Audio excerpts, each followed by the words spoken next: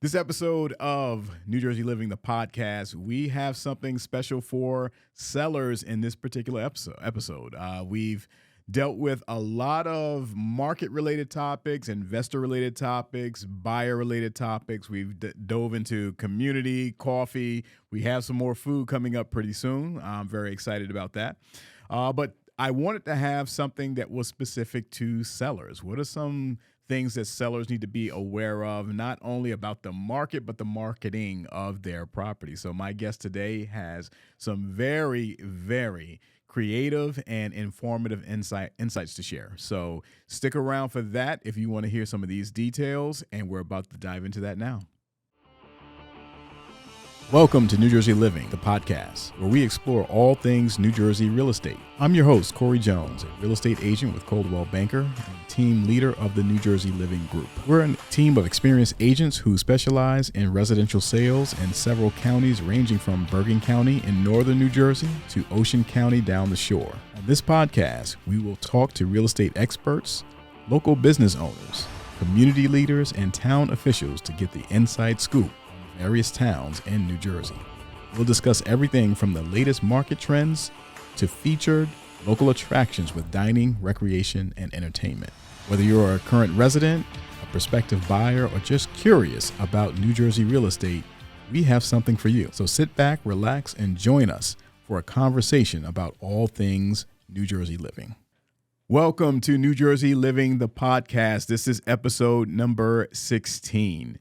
And as I mentioned in the intro, this one is specifically on the concept of staging and what it does for a property that is being marketed for sale. And that's whether you are doing something coming soon, if you are off market, or if you're actually on market. This has a direct correlation to how you draw eyes on your property, all right? So if you are first time joining us, I want to welcome you. We are New Jersey Living the Podcast. Be sure to click like, subscribe, notification bell, because we cover all things New Jersey, primarily real estate market, but we do cover dining scene, entertainment scene, iconic locations, you name it. If it's New Jersey, we are going to cover it right here on this channel. So if you're on YouTube, you're going to be able to see a few extras. We have some video content and media assets that you'll be able to actually view. If you are listening, just sit back and relax and take in the insights that are about to come your way. So I have with me Phyllis from Restyle to Sell. Phyllis is my go-to when it comes to staging property, and I'll get into why.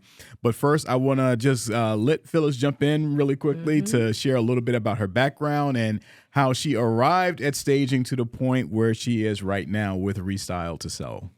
Welcome, Hi, Phyllis. Corey. Thank you. Thank you for having me. I'm excited. Very much. So we met a while ago. Yes. And the beauty of what I do is I will help people redesign their home. So realtors like Corey and others now have a purposeful market. They make your home marketable so they can sell it. It's no longer your home. So let's get into how I started this. So many years ago, I'm quite old now, when I was 8, I started moving furniture around my home and other people's homes, and I loved it. And as the years went by, friends and family would always ask me to do this. And they would make a joke and say, you should start a business. And I'd be like, start a business? Who's going to pay me for that? And then many years later, when I lost my job, my son said, hey, Mom, I heard this concept of staging. Why don't we try it? I said, then it's no fun if I have to do it as a job. So he put a note out to a realtor, and we got a response. So the next thing I knew, I was taking some business courses, and here we are today. All right. And so, and here's, and this is the first time I heard that part of the story, right? So we've been doing business for some time, but I haven't heard that part of the story yet. So Phyllis mentioned moving furniture around. And here, let's fast forward to one of the first jobs that we had together. And Edison. I reached out to Phyllis because I'm trying to remember exactly how I came across. I don't even remember now, but I do remember is your website certainly highlights the concept of restyling and really organizing, decluttering, and setting up a property for staging without necessarily having to empty the property out or bring a lot of things in. So that caught on. So we got together, had a consultation, and I really saw the miracle that can be worked with Phyllis's expertise. So just dive into that a little bit. Just the aspect of restyle. What are you focused on? What are you looking to identify as you come into a home? How do you visualize what it could be? Yeah, that's a good question, because many people think staging is emptying out their homes of their furniture and then putting all new furniture in. Where I was always under the concept that it's more about selling the square footage of the home and the selling features of the home. So, for instance, we did a home in Asbury Park 2 days ago where the fireplace is what the buyers are buying. They're not buying his sofa. So I wanted to highlight those selling features. So when I go into a home, I look to see what areas are blocked, how I can make the room look larger, how I can show off maybe a window heading out to the backyard, something beautiful like that. But it's more about showcasing the home and not the furniture. And that has been very successful. And people, after we stage homes, they're like, oh, I wish you were here 2 years ago. I love it. How come I never thought of that? And I always think, I don't know. How come you didn't? Because it's so simple when you move this sofa out of the way. So that's how that started. Yeah. And when I started staging in 2006, nobody really knew what staging was. So thus the name of Restyled to Sell was creative room design to make your house look bigger. And then, of course, when staging became popular about 2 years after that, the whole concept changed. But I'm still doing the restyling, and it works. Oh, it does. It does. And this was a case, and thinking about this Edison home. So just to paint the picture for those who are, even if you're watching, you're not going to be able to see those photos necessarily. But this is a young family. At the time, there were 2 kids. They just had another one recently. Yes. The family did.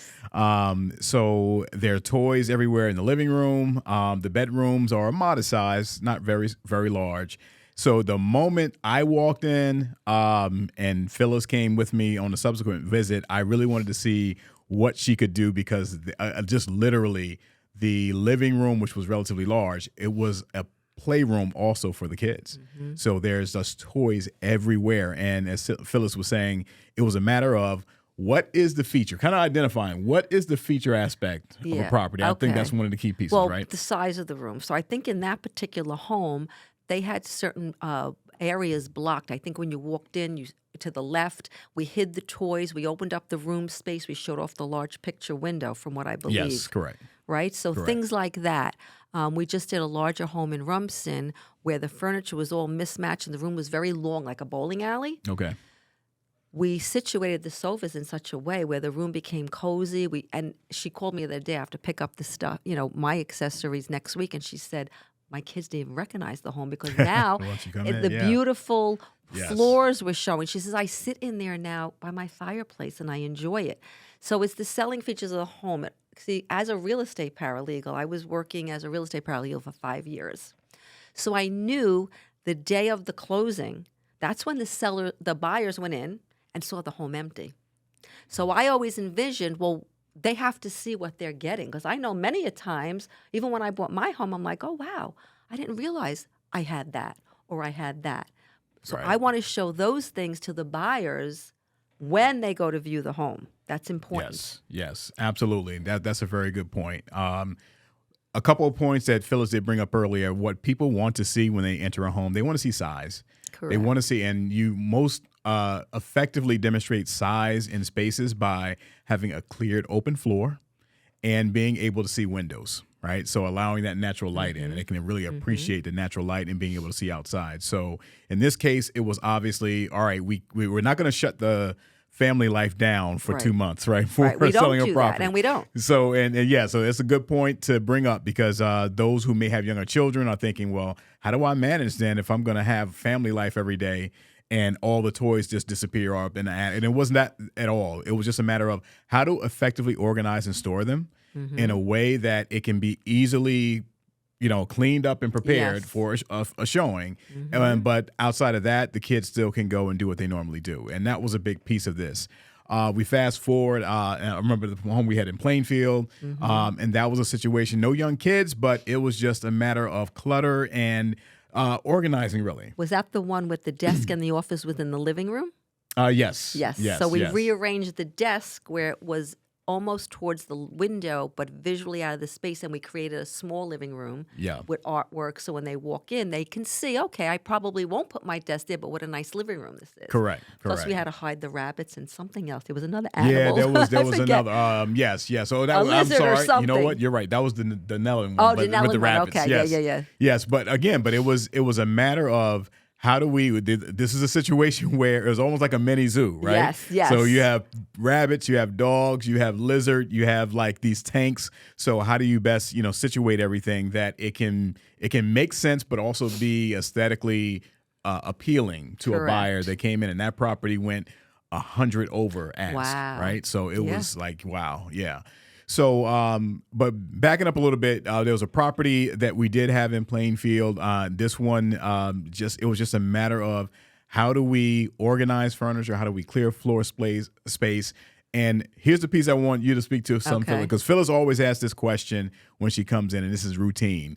Like, do you have any tablecloths, comforters, curtains, like anything that you have? Let's go to your basement.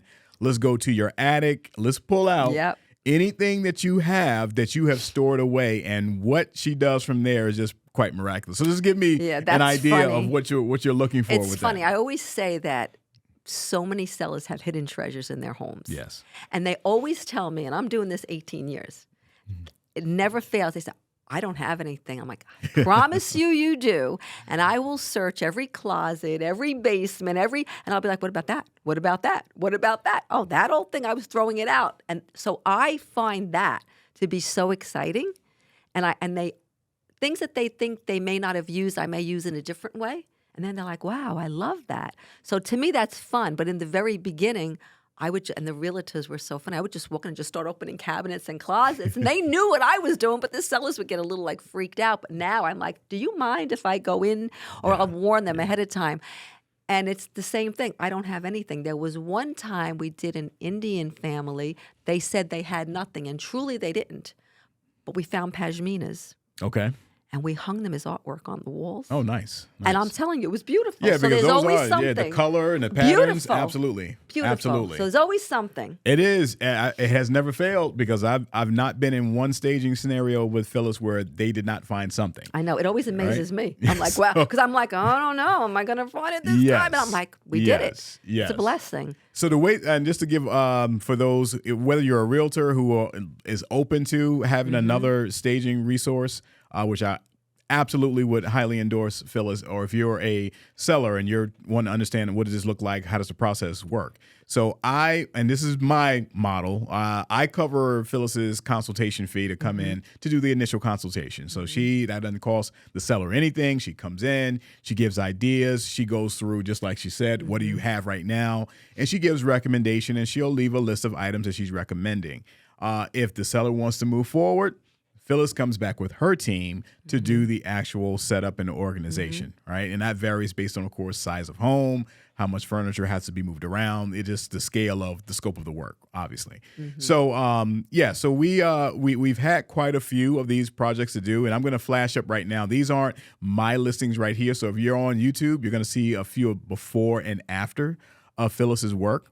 And we're going to have her website up also at the end, so you'll know how to contact her and how to go to her website to see even more of this footage. But I can tell you that without fail, every property that we've had, and this is without bringing in much of anything. I think there might have been one or two properties where you brought a few accessories. Yeah, very few. But I do mean accessories, right? So nothing extensive at all. But the vast majority are what that homeowner currently has that may be tucked away somewhere or have to be replaced, repositioned, what have you. But it looks totally different from when we first come in. So this is something that I'm always doing leading up to that first weekend, the open house, and of course the photos. You want to have this prepared for the photos. But I want to just kind of lean back to you, Phil, just to speak on your organization days, and I kind of framed it a little bit, but your organization day, what does it look like? And give people an idea of how big of a team you bring in for what kind of job. Okay.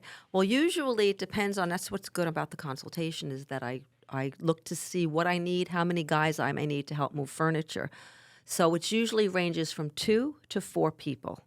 we get it done within a few short hours because, they all know. I have a vision in my head already what I'm going to do, Right. and I just direct them to do it. Now, I will say this, where sellers have made the mistake, thanks to HDTV, which I love. They think they all can stage, so they do one of two things. They declutter to a fault, where I'll say, I wish we had a chair for that corner. Oh, I moved it, I thought, and they like that. Or they decorate to a fault. And it's not decorating. Staging is not decorating. It's actually taking away, again, less is more. So when we go in, even if the sellers would say, well, I've already done stuff, and then I start pulling it away, they're like shocked. They set tables. I don't always agree with that because let's be real, how many people live with their dining room table set all the time? Right. So we want to show reality. You want to walk into a home that feels neat, clean, decluttered, floors are clean. I may pick up beautiful area rugs that day, roll them up. We just did that the other day. He's like, why are you taking up all my area rugs? He had beautiful bamboo flooring. Yes. So it's those things that we have to highlight. So when the realtor posts their pictures online, the buyer, as they're going through, they're like, wow, I want to see this house. And that's the first step in a buyer calling to see your home. That's so important. Yes. So that's what our team does. We'll roll up area rugs. We'll rearrange furniture. I did a house where they had bunk beds and they didn't have a sofa in the family room den, so it was just dead space. I took the top bunk bed, made it a day bed, and brought it downstairs. So we'll do things, but I have guys that do all of that. Right. So that's amazing, which I don't like the homeowners. I've had homeowners say, hey, my sons are home from college. They'll help you. A few times I have done that, and the guys are like, Ma, I didn't think it was going to be this much. So that's why it's important to hire just our team. Yeah, absolutely. And I'm going to go to a room specific that is a highlight for every viewing, and that's going to be kitchen, right? So we've done our share of those. I'm thinking about right now the Bayonne. Remember the Bayonne property we went to? They chose just to go with the consultation alone. Yes. All right, because in this case, it was very interesting. The husband was totally open to the whole staging concept. The wife was not. And she became a believer after she saw what was done because Phyllis left the homework, left what needed to be done, and he did it. All right. The husband, like on his own. Every time I came over, it was so funny. Every time I came over, he was drenched in sweat because he had been working, right? He had just been working on all the stuff. But once he had it done, and this was a situation where there were just a lot of, just a couple. It was just two of them, no kids, and just a dog. But they would they had a big fish tank. They had a lot of plants. I'm right? picturing it exactly now. Beautiful home. Yeah, gorgeous home. But you couldn't see it. But yeah, you just couldn't see everything, right? And how you would, because we can envision as realtors and of course a stager, what you want that buyer to see when they come in. Right. What that open house needs to look like and how traffic needs to be able to flow through it and what catches attention, right? So kitchens are a big part of that. Kitchens and the living spaces. And like I always say, you don't want people to focus on the negatives. You want to focus on the positives. So here we are doing a podcast. If I came in here with rollers in my hair and, whatever, my bathrobe on, no matter how good Corey is speaking to you, you would not be able to take your eyes off of me because you're focusing on the negative. Yeah. So we don't want your home to be like that. We want people to see all the positive features of your home. Yes, indeed. And so with kitchens, countertops are huge because people have a little bit of anything and everything on them. Yep. So what are some of those staples and this is me just picking your brain because we haven't had a conversation on this specifically, but what are some of the things that you are looking to accomplish as it pertains to that kitchen counter space, which can be significant? Well, that's important. Some people will take everything off their counters. Now, I don't agree with that because if you went into a model home or I bring stuff in. So I will take stuff, maybe colorful stuff.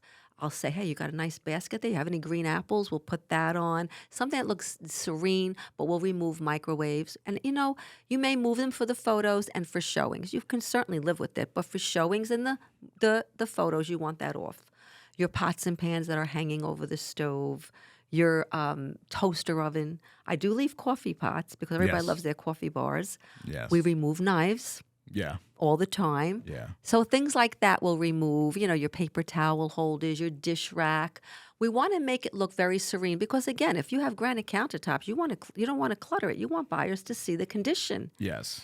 Yes. You know, there's also people that say, I don't have good granite countertops. People are going to see that. Well, guess what? They're going to see it regardless. So let's make it look neat and clean. Show them how they can live there for a year until they can afford to fix it.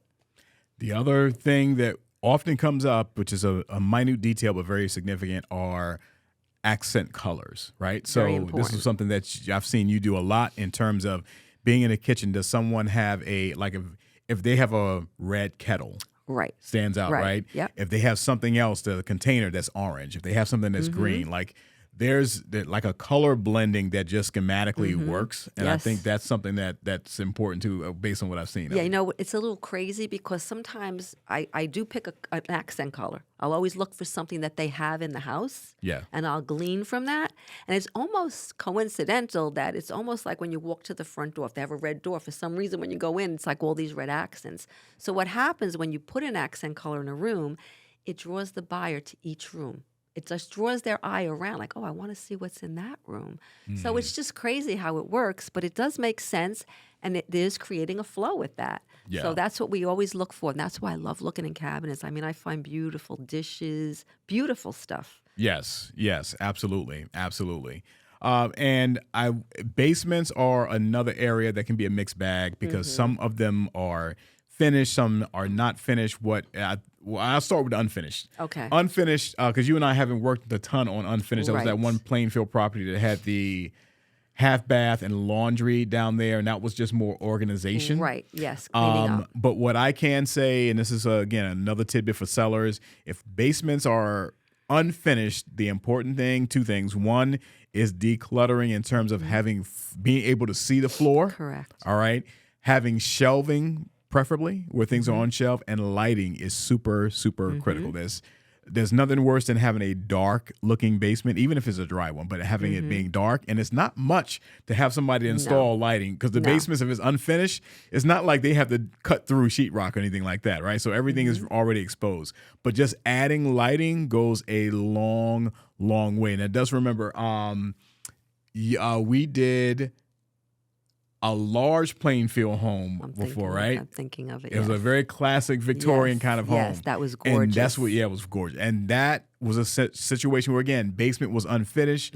For the most part, was already non-cluttered anyway. But they added lighting that went such a long way. And if you choose to paint a floor or walls, again, it's easy to do because it's open, right? But it goes a long, long way in terms of buyers coming down to take a look at that. But your finished basements, what's some of the things that you find to be, I guess, they vary too? Because they vary. Depends on what they have, Yeah. how big the home is. Sometimes we set up a kid's zone.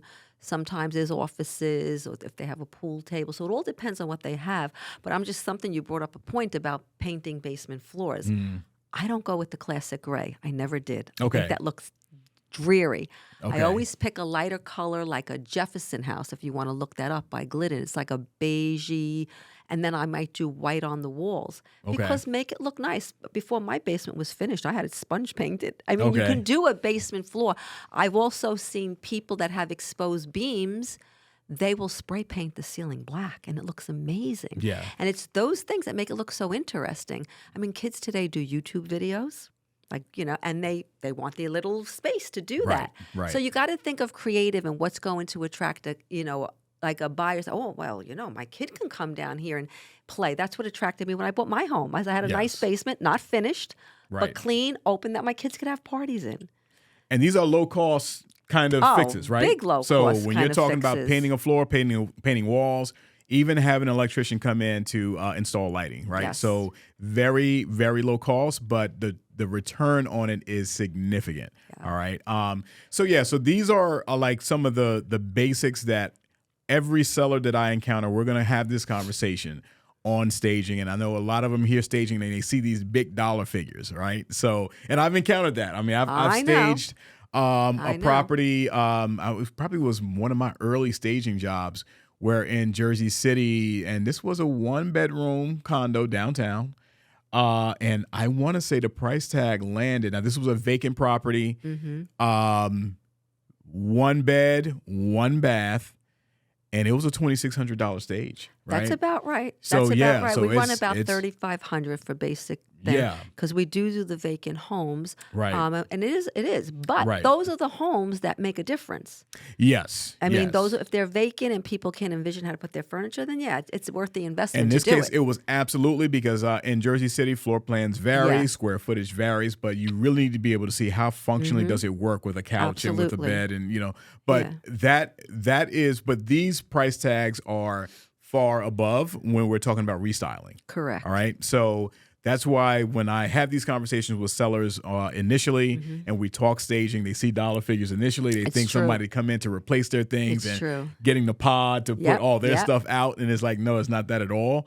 And it's very reasonable in terms of cost. So if you, again, we're going to flash up Phyllis's website at the conclusion here, which we're getting close to, but we're going to flash that up so you can see a couple samples. I would highly encourage anyone, if you're a real estate agent that's looking, Phyllis is Central Jersey, but I've go done, everywhere. yes, Phyllis I go has come everywhere. far north for me, I'm right? going to Chatham in 2 weeks. Yeah. Yeah. Okay. All right. Yeah. So she's pretty much. I haven't had you come to Hudson County, but I'm saying I've had her go all over. But it's very much worth consideration if you're an agent just looking for a different option, and if you are a seller and you are starting to really think, all right, how do I best market this place? Even if when you open that door, come home, kid stuff is everywhere, or pet stuff is everywhere, or you're just not that super organized person yourself. And even if you're relatively organized, the consultation itself, I can speak for me, the consultation itself for my clients, they pay nothing for. They have an opportunity for Phyllis to come there, walk through, assess, give recommendations, and just make their own decision from there. It goes a long, long way because it's one thing to have an eye for what you like personally. I think that's a seller challenge too. Is what their own taste, right, and challenge is versus us as professionals knowing what draws the eyes of what comes in that property, right? So any challenging stories with that one? Because I know I've had my share. So when I first started staging, it's funny because that was in 2006. No one knew what staging was. And I would always say, based on the consultation I would leave, and the women would always be crying. Now it's like, oh, do whatever you want to do. But they didn't know what the concept was. So when you start to say, we need to move that. But I paid so much money for those curtains. Heavy draperies, we do take down. Yes. And I'm like, it's funny. So one day I said to someone who was very upset about their curtains, I said, well, are you taking them to your new home? She said, no. I said, why not? She says, well, they're dated. I don't like them anymore. I said, well, why do you think a buyer's going to come in here and like them? So it's things like that, So that was a challenging thing. So, I mean, we did have a few people that were very artsy. So they refused to let us touch their artwork. And, there's some questionable artwork you have to be careful with. Yes. So, but you work with it. You say, I'll always work with the realtor and say, look, is it going to be an issue that somebody's going to come in here and not buy the house because of that? Because we have to also make the seller happy. Right. We have to work as a team. Right. And as far as like you were speaking before about getting pods, the first thing we do based on the consultation is we will look for every place that we can store stuff within their home before having them spend the money on that. And I got to tell you, they'll say, oh, no, my basement's cluttered, my garage is cluttered. We'll go into garages and basements and rearrange everything just to get the stuff down there. So our job is to keep the client's cost down. Because I know if someone came into my home and wanted me to start moving stuff out and bringing new stuff in, I don't think I would do that. Which is why most realtors like this concept, and they say because you will work with what the clients own. Right. So it really is very cost effective, and it's done really in one day. Yes. I've not experienced a multi-day job with you yet. No. At all. And I'm not there when Phyllis's team is at work. They schedule with the seller, they do their thing, and I'm coming back when we have the actual media, recording day and photo day, if you will. And I have not been disappointed. As always, if anything, I'm a bit amazed at the turnaround. And Phyllis mentioned this earlier, how sellers look at it and they're like, wow, do I really want to sell? Do I want to move? Why haven't I done this earlier? Yeah. Because it makes that type of a difference in terms of just a general aesthetic. So we're coming down towards the conclusion here. I want to flash up Phyllis's website right here, Restyle to Sell. And Phyllis, just let everybody know the best way to get a hold of you. Is it through the website, through email, through? I like text messages and phone calls. Okay, text messages and phone calls. Yeah, because sometimes the email for some reason with the website, it goes through, but maybe a day late, and I like to answer people right away. So Okay. even if I don't answer the phone right away, I get right back to you. And yeah, it's fine. Got it. I like got that it. most. So we are going to flash up her cell number right here on screen, but go ahead and give it to those who are listening and do not have that visual. The number is 732-995-3425. 732-995-3425. And that is Restyle the Cell. So again, if you are in the market, if you are about to approach the market, and you know what, even if you are already on the market, it's not too late. Yes. Okay, because if you're not getting the traction that you need, we're in a really funny market right now. Rates dropped, they're back up a little bit. We're late February right now, 2024. Have not quite hit the frenzy of the spring quite yet. So if you're not getting maybe the traction that you need, it's something you want to consider is worth it. It's absolutely worth it. But if you are planning to do something in the near spring as well, you can always reach out to me. My contact information is right here in the details, but you can contact Phyllis as well. You want to really put your best foot forward when you have both photos being done and that open house, because it is that buyer enthusiasm. It's the real estate is part science, part art. All right. And the art of selling a home is creating excitement when someone comes and they step into that home and they can feel that it's theirs. Doesn't mean you've done new painting, doesn't mean you have new windows and new roof and everything else. If you do, that's great. But you can absolutely transform any home to something where someone walks in and says, I can see myself here, right? And this is what staging does. It creates that kind of landscape. So thanks again for joining this week. We are coming back at you weekly with episodes on all things New Jersey. So I want to thank Phyllis. Thank you for joining again. Thank you for having me. It was a blessing doing this Absolutely. today. Thank you. Absolutely. So in the meantime, stay safe and stay tuned to New Jersey Living. I'll see you next week.